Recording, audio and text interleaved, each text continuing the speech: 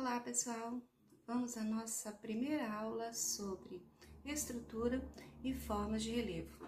Bom, o relevo é a parte superficial da litosfera, a camada sólida da Terra. Lembrando que a Terra é formada por camadas, a parte mais superior dessas camadas, que é a litosfera, parte sólida. Depois nós temos as camadas intermediárias e o núcleo, que visualizaremos numa imagem a seguir. Bom, essa superfície é onde ocorrem as transformações geológicas, que são expressadas a partir das formas que aparecem nessa superfície, que nós chamamos de relevo. Bom, então, primeiramente, vamos aí definir o que é relevo. Relevo, em síntese, seria a forma física que compõe a superfície da Terra. Bom, a ciência que estuda essas formas é chamada de geomorfologia, que está aí ligada às duas outras ciências, a geografia e a geologia. Como podemos ver na ilustração, a camada da Terra é dividida em núcleo interno, núcleo externo, manto inferior, manto superior e a parte mais externa, que é a crosta. Temos também intermediários a essas camadas, as descontinuidades, que no momento nós não vamos estar trabalhando. Vamos então nos ater aos fenômenos que ocorrem na crosta, resultado de fenômenos que ocorrem dentro da Terra, principalmente na área do manto terrestre. Vamos analisar detalhadamente como os fatores endógenos, como o tectonismo, o vulcanismo e os terremotos, agem na formação do relevo. Vamos lá? Os agentes responsáveis, então, por essa dinâmica interna da Terra são o vulcanismo, o tectonismo e os abalos sísmicos. Vamos ver como cada um deles vai interferir na formação do relevo terrestre e submarino. Vamos analisar detalhadamente como os fatores endógenos, como o tectonismo, o vulcanismo e os terremotos, agem na formação do relevo. Vamos lá? O tectonismo é o fenômeno resultante da movimentação das placas tectônicas, parte da litosfera, em cima da camada do manto. Nós podemos dividir esse movimento em três grupos. Movimentos convergentes, quando essas placas vão se movimentar em encontro uma com a outra, divergente quando elas se separam e conservativa quando elas se movimentam paralelamente uma à outra. Bom, o movimento convergente, ele pode formar dois tipos de relevo, dependendo da estrutura rochosa que dá sustentação a esse tipo de relevo, que nós chamamos de estrutura rochosa. Se a rocha ela é resistente, a possibilidade de, ao sofrer pressão paralela, essa rocha se quebre, fazendo com que uma parte do relevo se levante e outra parte rebaixa. Isso nós vamos ter como exemplo a Serra do Mar no Brasil, que sofreu esse fenômeno que nós chamamos de epirogênese. Bom, mas antes de sofrer esse processo de epirogênese, essa mesma região sofreu um processo chamado de orogênese. O movimento orogenético ocorre devido aos movimentos convergentes responsáveis pela formação das montanhas, como exemplo, a Cordilheira dos Andes. O movimento orogenético no Brasil, ele resulta do período pré-cambriano, há mais ou menos 650 milhões de anos atrás. Depois da consolidação dessa estrutura rochosa, os movimentos, ainda convergentes, vão pegar um relevo mais bem estruturado. A pressão lateral vai fazer com que a rocha tenha a mesma pressão, porém com a resistência maior. Dessa forma, vai ocorrer a falha no relevo, que é o movimento que nós chamamos de epirogênese. Podemos pegar como exemplo, a imagem a seguir nos mostra a região da Serra do Mar. Vamos observar? Observe a imagem de satélite da Serra do Mar, que certifica o falhamento através do movimento epirogenético. A linha da parte mais alta do planalto é a que nos mostra claramente que a rocha se rompeu, formando ranhuras devido ao desnivelamento da crosta chamado de pirogênese. O vulcanismo é um outro agente interno de formação de relevo. O vulcanismo é uma forma de liberação de energia da região interna da Terra para a área externa. Essa energia pode ser liberada de diversas formas, em formas de gases, em forma de cinzas e em formas de lavas. E esse material contido dentro da Terra, na camada do manto, vai sair e vai moldar o relevo da Terra através das suas formas bem específicas aí, que são os cones vulcânicos. E nós podemos observar essa configuração em lugares específicos no nosso planeta, como nós podemos analisar na imagem a seguir. Vamos lá? Chama-se vulcanismo às diversas formas pelas quais o magma do interior da Terra chega até a superfície. Os materiais expelidos podem ser sólidos, líquidos e gasosos. As lavas escorrem pelo edifício vulcânico, alterando e criando novas formas na paisagem. O relevo vulcânico caracteriza pela rapidez com que se forma e também com a rapidez que pode ser destruído. A maioria dos vulcões da Terra está concentrada no círculo de fogo do Pacífico, desde a Cordilheira dos Andes até as Filipinas, onde se concentra 80% dos vulcões da superfície. Além do vulcanismo, outro agente importante de formação do relevo são os abalos sísmicos, os chamados terremotos. Esse fenômeno também ocorre em áreas de encontro e afastamento das placas tectônicas. É uma forma de liberação de energia, assim como os vulcões, porém, essa liberação ocorre em forma de ondas.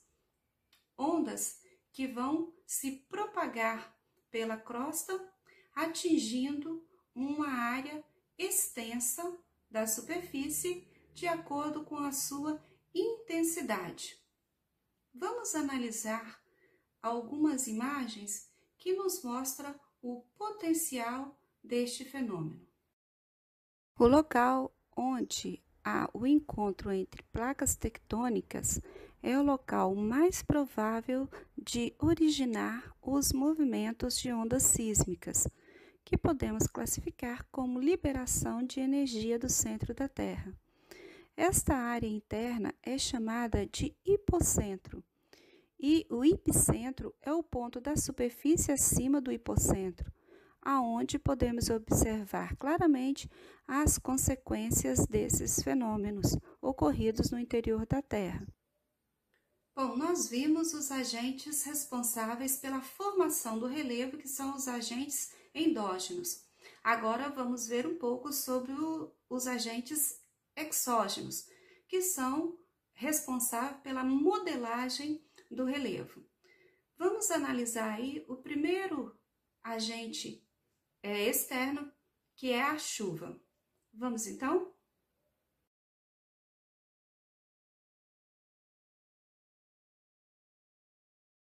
A água das chuvas é um dos principais agentes de transformação do relevo e das rochas, pois o escoamento das águas, principalmente em áreas com elevada declividade, provoca a formação de erosões, sobretudo quando essa superfície em questão não está protegida pela vegetação. Assim, quanto mais intenso é esse escoamento, mais forte tendem a ser os impactos causados com o transporte de uma grande carga de sedimentos para outras localidades. Como podemos observar, a chuva é um forte agente de transformação do relevo, mas ele sozinho não faz tanta transformação. Então vamos ao segundo elemento de transformação, que são os rios. Bom, o que nós podemos falar em relação a esse tópico? Primeiro, você já viu como o curso de um rio se organiza na paisagem? Observe que ele faz um trajeto de acordo com o relevo e a estrutura geológica da região, o que faz com que o rio possa ter maior velocidade ou maior resistência no seu percurso ou definir um curso específico. Os rios, eles são grandes agentes modeladores de áreas, porém uma área mais específica, ou seja, uma área que está apenas no seu entorno. Vamos observar como isso ocorre? Observe as imagens a seguir.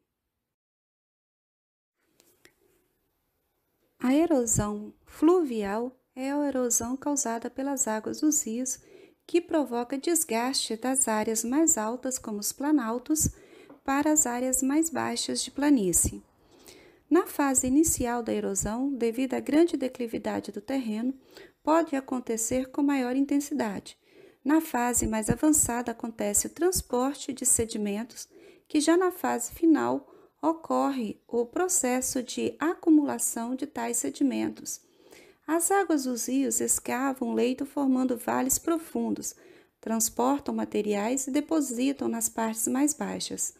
Ao chegarem ao final do percurso, na foz das águas, depositam grande quantidade de sedimentos, criando algumas formas de relevo. A erosão fluvial pode mudar o curso de um rio, gerando os chamados meandros. Um exemplo da erosão fluvial é o Grand Canyon, localizado no Arizona, nos Estados Unidos. Ele é resultado da erosão fluvial do Rio Colorado. Vale lembrar que essas alterações no relevo levam muito tempo para acontecer, cerca de milhões de anos. O nosso próximo agente de modelagem do relevo também tem a ver com a água, porém a água do mar. Vamos observar como esse fenômeno transforma as áreas costeiras. O mar exerce um duplo trabalho nos litorais dos continentes. É um agente erosivo que desgasta as costas em um trabalho incessante de destruição chamado abrasão marinha. As águas dos mares e oceanos desgastam e destroem as rochas da costa mediante 3 movimentos: as ondas, as marés e as correntes marítimas. Ao mesmo tempo, o vai-e-vem de suas águas traz sedimentos que são depositados nos litorais, realizando um trabalho de acumulação marinha. A ação contínua das ondas do mar ataca a base dos paredões rochosos do litoral, causando o desmoronamento dos blocos de rocha e o consequente afastamento do paredão. Esse processo dá origem às costas altas denominadas falésias. Algumas falésias são cristalinas, como as de Torres, do Rio Grande do Sul, e na região do Nordeste do Brasil encontramos falésias formadas por rochas sedimentares denominadas de barreiras.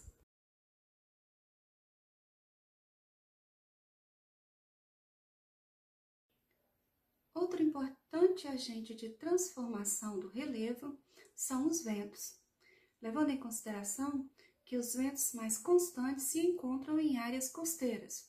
Então, nós vamos dizer que são as áreas mais afetadas por esse agente de transformação. Porém, ele pode ocorrer também em áreas mais interioranas, devido às diferenças de pressão que faz com que o ar se movimente sempre em uma determinada direção. Vamos ver como o vento modela o relevo? É o agente com menor poder erosivo, pois só pode mover partículas pequenas e próximas do solo. Essas pequenas partículas são chamadas de sedimentos. Ainda assim, ele transporta partículas finas a centenas de quilômetros do seu lugar de origem. A ação erosiva do vento, que atinge o ponto máximo nas zonas desérticas, secas e de vegetação escassa, também contribui para a destruição do relevo da Terra. O vento desprende as partículas soltas das rochas e vai polindo-as até transformá-las em grãos de areia.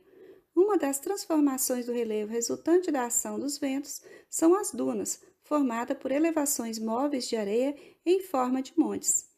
As dunas deslocam-se à velocidade que pode ultrapassar 15 metros por ano.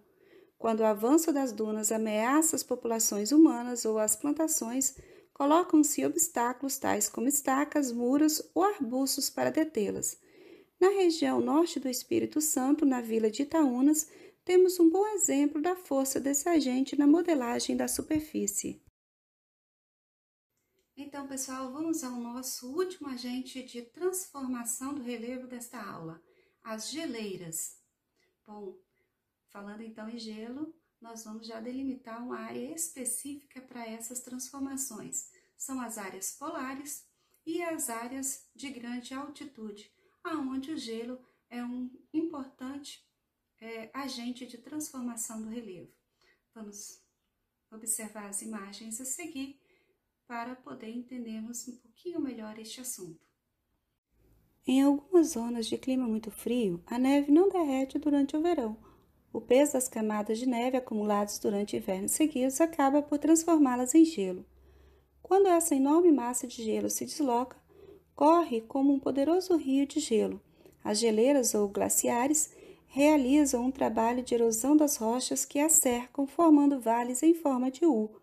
O acúmulo de sedimentos transportado pelas geleiras são chamados de moreias, morenas ou morainas. Então, pessoal, chegamos ao final da nossa aula sobre estrutura e forma de relevo. Eu espero que vocês tenham compreendido a dinâmica dos agentes internos e externos de formação e transformação do relevo.